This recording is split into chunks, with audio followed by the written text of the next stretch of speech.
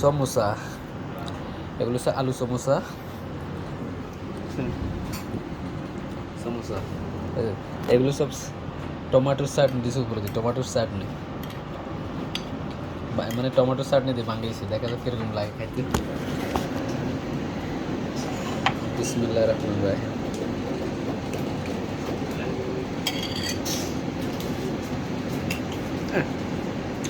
भाई चिल्ली ज्यादा है, চিল্লি চিল্লি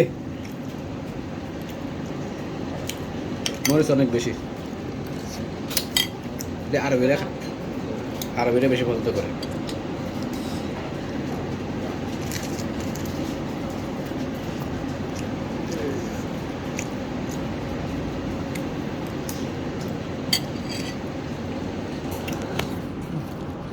একদম লাল করে ফেলেছে।